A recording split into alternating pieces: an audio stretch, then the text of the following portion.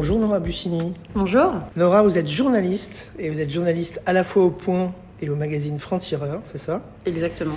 Et alors, moi, je vous ai connu par un livre en particulier, le dernier que vous aviez fait paraître, mais c'était pas le premier, vous en avez fait paraître plusieurs. Le dernier s'appelait Les Nouveaux Inquisiteurs, où vous vous étiez infiltré dans une communauté woke, et de l'intérieur, vous avez décrit, et Dieu sait que ce que vous avez décrit était vraiment pas très reluisant. Donc c'était une enquête à la fois courageuse, parce que s'insérer comme ça dans une communauté woke, c'était pas évident. Je dis une communauté, mais c'était un groupe woke, c'était un groupe parmi... En tout cas, vous avez fréquenté pendant combien de mois ça a duré? Alors moi je me suis infiltrée, c'est plutôt, j'appelle ça des milieux militants, qui ont en commun d'appartenir à l'ultra-gauche. On les met sous le terme woke, mais on peut dire, c'est un terme qui prête à polémique, on pourra peut-être y revenir, et on peut dire plutôt que ce sont des milieux militants d'ultra-gauche, on va dire très excessifs dans le progressisme.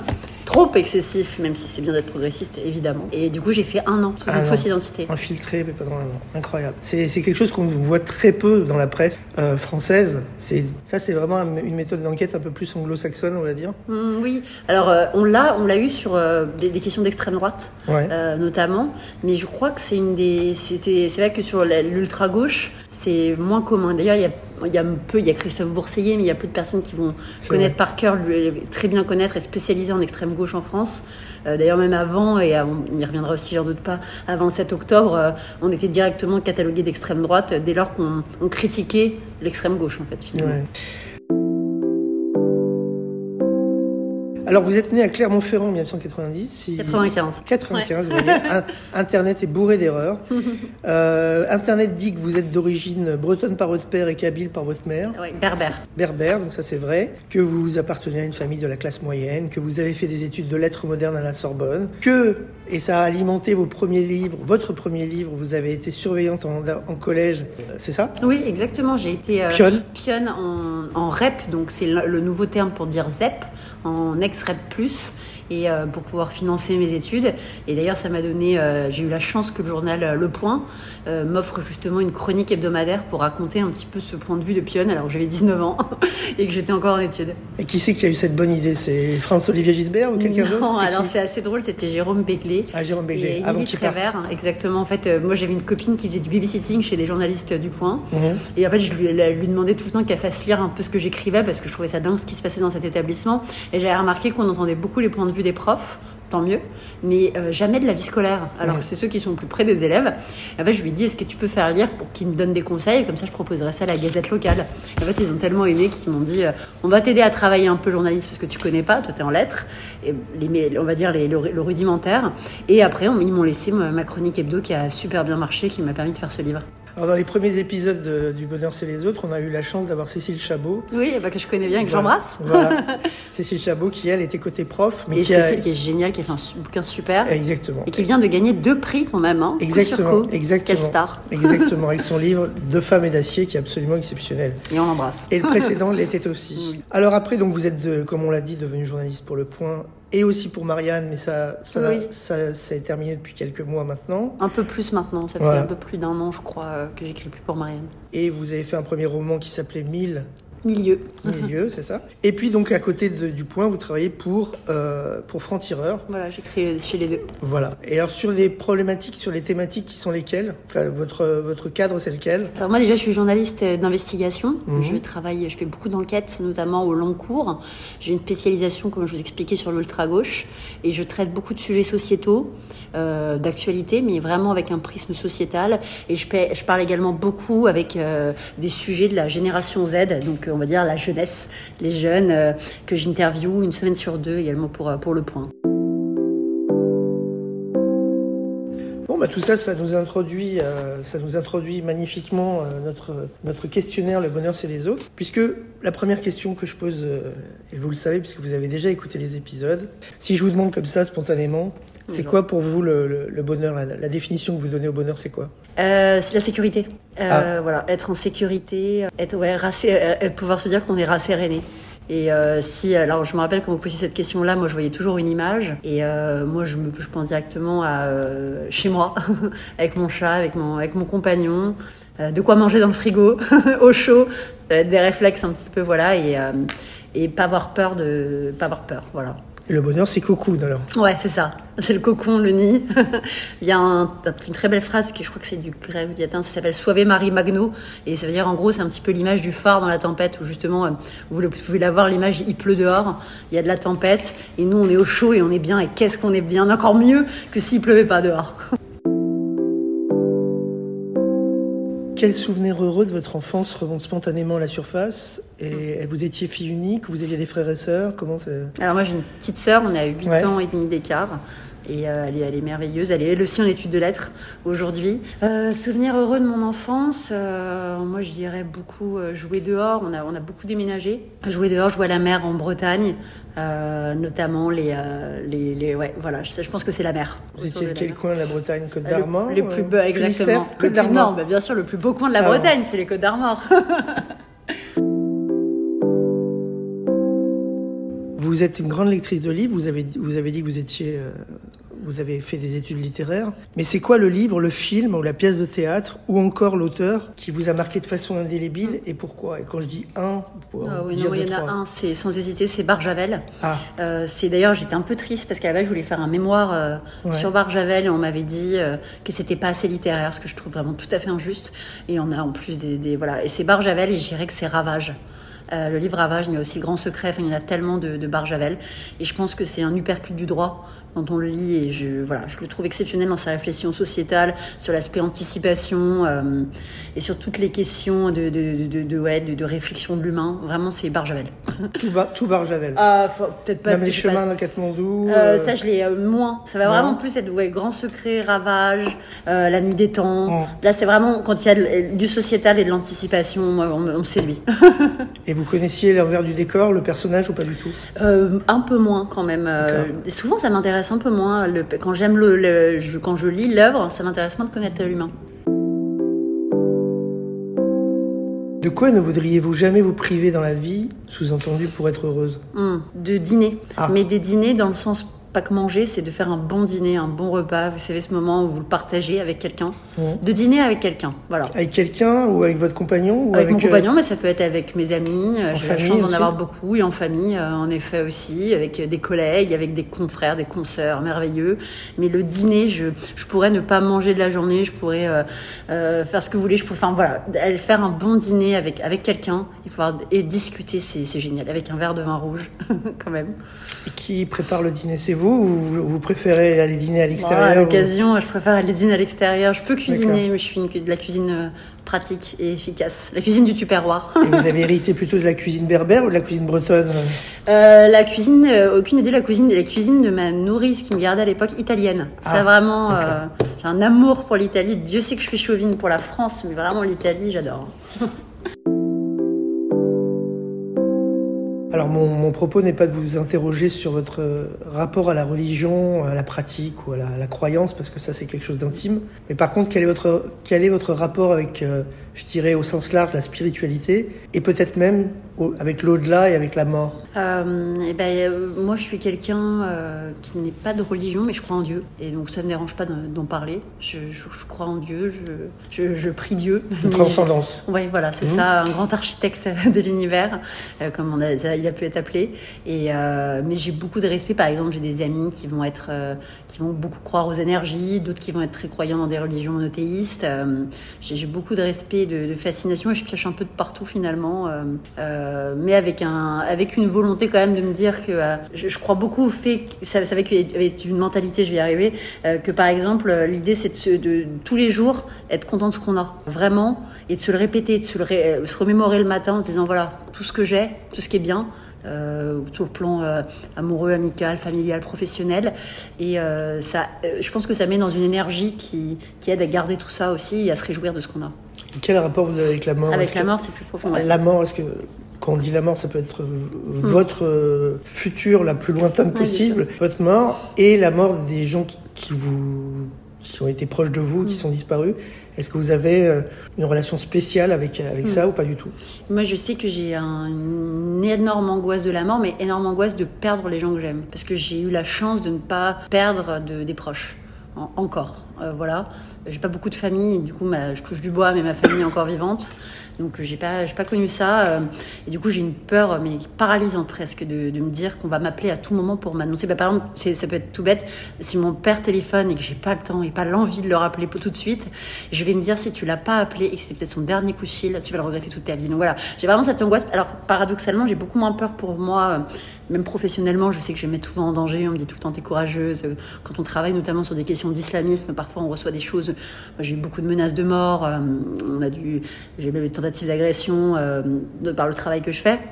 Et ça, j'ai beaucoup moins peur pour moi que pour les autres.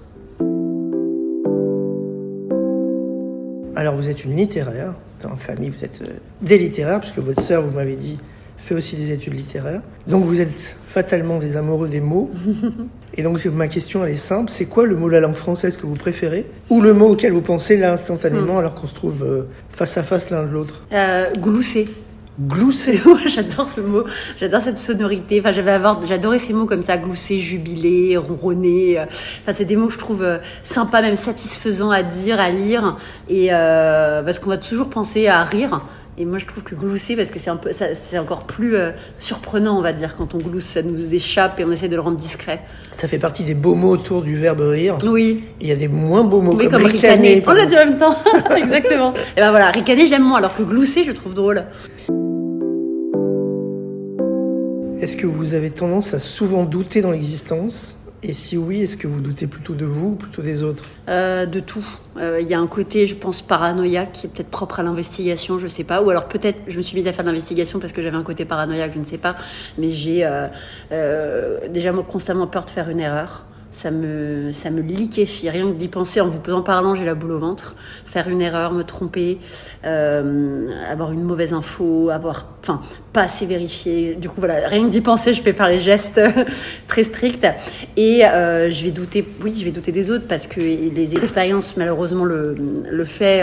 Avec le dernier livre, moi, j'ai reçu on est beaucoup à avoir des coups de couteau dans le dos, avoir des gens qui vont, et en fait, du coup, on va développer parfois des conflits de loyauté avec des gens et une peur d'être trahi. Et du coup, oui, je vais douter de moi sur le plan, on va dire, professionnel et de rigueur, et les autres sur leur loyauté, peut-être. On parlait de votre courage. Est-ce que ça vous a, à un moment donné, cette erreur de faire une erreur, ou cette erreur ça vous a poussé à un moment donné à vous dire, et si je passais à des sujets plus légers C'est marrant, parce que c'est ce que me demandait mon père, en me disant, tu voudrais pas parler un peu d'autre chose? Je crois qu'il m'avait dit de parler des mutuelles. Parce que je lui ai dit, mais je préfère parler de bosser sur l'islamisme. Et la dernière fois, mon compagnon, parce que je vais sortir prochainement une grosse enquête, et je sais qu'elle est risquée, et mon compagnon m'a dit, mais t'as pas peur là, est-ce que ça te tenterait de peut-être passer à des choses peut-être plus légères, ce qui m'arrive parfois? Et là, je lui ai dit, je l'ai regardé, mais effaré. Et il m'a dit, non, mais je sais très bien que tu pourras pas. Et en fait, pour moi, ça me paraît impossible. Mais est-ce que c'est parce que vous avez l'impression d'être en mission ou pas du tout? Je sais pas. Moi, je pense qu'en fait, c'est parce que j'ai l'impression que c'est une forme de justice et d'évidence. C'est de dire, mais j'ai l'information, mais il faut qu'elle sorte. Mais ça ne m'empêche pas pour autant de discuter sur de séries, même d'écrire des articles pour Le Point sur des séries, de rencontrer des artistes, d'échanger avec eux. Ça n'empêche pas, mais je sais que ce qui me porte, ça va être cette investigation et ces enquêtes à risque. Mais on l'a dit, vous êtes exclusivement en presse écrite. Oui. Mais vous avez une très bonne... je vois que vous avez du charisme, vous parlez bien, etc. Il n'y a personne qui vous a proposé d'intervenir soit sur une radio, soit sur une télé? Oui, j'ai la chance d'avoir, surtout depuis la sortie du livre, d'avoir beaucoup de sollicitations. Alors, il s'avère que moi, là, je suis sur le terrain encore... on peut dire une immersion, mais beaucoup moins proactive que celle d'avant. Et ce qui fait que du coup, j'ai décliné au maximum les télévisions et les radios. Et je vais pouvoir recommencer et accepter maintenant à partir d'ici quelques mois. Même si j'aime moins, je préfère l'écrit. Pour quel défaut de vos contemporains vous avez le plus d'indulgence? J'ai beaucoup plus d'indulgence sur la lâcheté.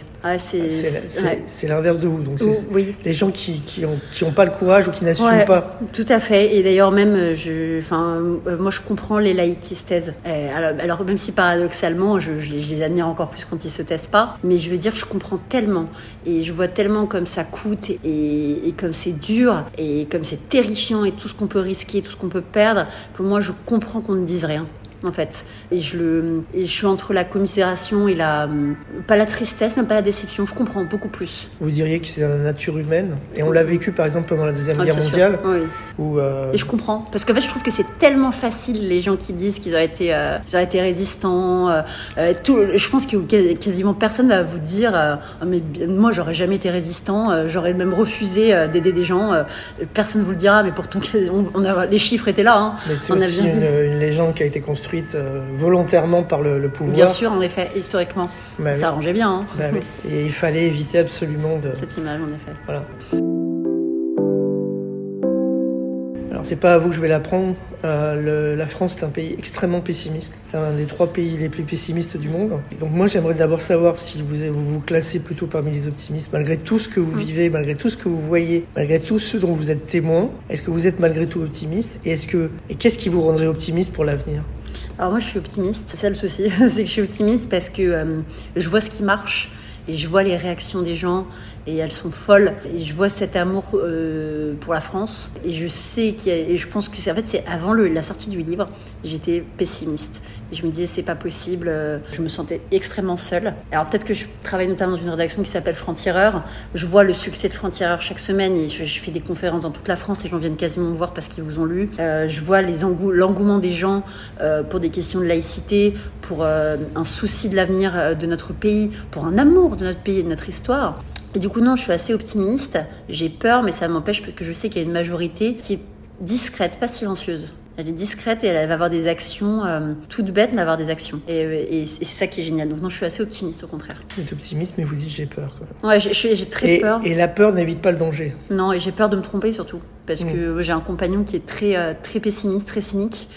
Et alors lui, c'est tout l'inverse. Et du coup, je me dis parfois, est-ce que c'est moi qui suis naïve ou est-ce que c'est lui qui va être trop sombre, peut-être? Moi, j'émettrais l'hypothèse que si vous n'étiez pas optimiste, vous ne pourriez pas faire ce que vous faites. Ah, bah c'est intéressant. Moi, je m'étais dit justement que c'est peut-être j'ai un problème. Que justement, Non, je vois pas ça du tout comme ça. Parce qu'effectivement, moi, je vous rends hommage parce que je pense pas je serais capable de faire ce que vous faites. Vous êtes journaliste en plus. Moi, je suis journaliste. Donc c'est ça qui est important de le dire aussi. Oui, je suis journaliste, mais je ne pense pas pouvoir faire ce que vous faites, parce qu'effectivement, au fond de moi, il y a un fond de pessimisme. Et je retiens toujours, en fait, on est le fruit aussi d'une histoire. Et la mienne, elle est gratinée. Et je me souviens toujours de ce qui s'est passé pendant la Deuxième Guerre mondiale. Et c'est vrai qu'on dit, alors, c'est une légende, c'est une blague. On dit les juifs optimistes ont terminé à Auschwitz et les juifs pessimistes ont terminé les juifs pessimistes ont terminé à Hollywood ou à New York. Mais il y a quand même un fond de vérité. C'est-à-dire que, disons que je suis pessimiste, mais je me soigne. Ah, c'est des petits, ça. Moi, je sais plus. Oui. Maintenant, globalement, que la France soit un pays pessimiste m'ennuie. Et je suis plutôt, pour le coup, sur ce qu'a dit Sylvain Tesson. La France est un paradis où ses habitants se croient en enfer. C'est ça. Voilà. Après, le pessimisme je trouve, je suis vraiment une grande amatrice de l'humour noir. Et les pessimistes sont les plus drôles. Parce que les pessimistes, l'humour français, c'est un des meilleurs humours au monde, on le sait. Et ça va avec notre côté sardonique, cynique, que j'adore. Donc votre compagnon doit avoir beaucoup d'humour. Si vous saviez. Les pinces sans rire sont les meilleurs. Qu'est-ce qu'on peut vous souhaiter pour les semaines et les mois à venir? De la sécurité. Ouais, de la sécurité. J'ai pensé à ça aussi. Oui, de la sécurité. Mais je pense que là, vous me voyez dans un moment où je vais sortir une enquête qui me paralyse, enfin, qui me paralyse, donc elle me galvanise. Donc, par conséquent, voilà. Mais oui, de la sécurité. Parce que qu'on soit pas d'accord avec moi, c'est avec plaisir. Qu'on me menace, c'est de plus en plus fatigant. Mais bon. Et peut-être qu'on continue à glousser. Oui, qu'on continue à glousser. C'est parfait, ça. Ouais. Merci beaucoup. Merci à vous. À bientôt. À très bientôt. Au revoir, Nora.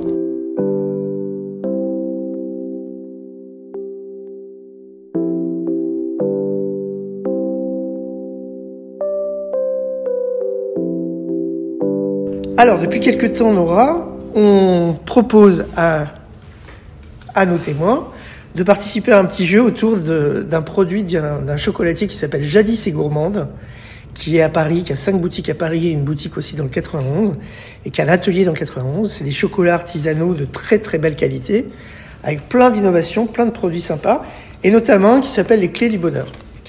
Et donc... J'adore le chocolat. Voilà. Et donc je vous ai confié 3 dés que vous allez lancer. Ces 3 dés vont nous donner un numéro, et ce numéro, on va ouvrir la boîte des Clés du Bonheur.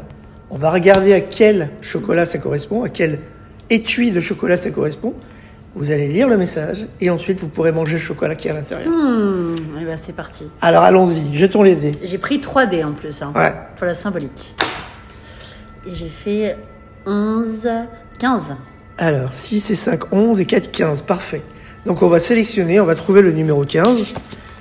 Alors on va essayer, s'il est encore là, on va le trouver. Sinon, on fera Sinon on relancera les dés. Et sinon on fera 5 plus 1, 6. Oui aussi, oui. Alors là il y a le 5, là il y a le 11, là il y a le 6, le 18, le 12, le 17. Ah, peut-être le dernier. Non. Alors il faut relancer les dés. On prend le 6 sinon 5 plus 1, 6. Alors le 6. Alors le 6, prenons le 6. Il est là. On multiplie de 3. Alors, lisez le message qui est sur le petit étui. Alors, être imprévisible pour quelques instants. Alors ça me parle beaucoup. Hein. Ça vous inspire quoi alors? En tant que grande psychorigide qui aime tout contrôler, j'adore. Ça me parle. Alors là, ça me fait très astrologie. Là, j'ai l'impression que c'est pour moi. Effet Barnum.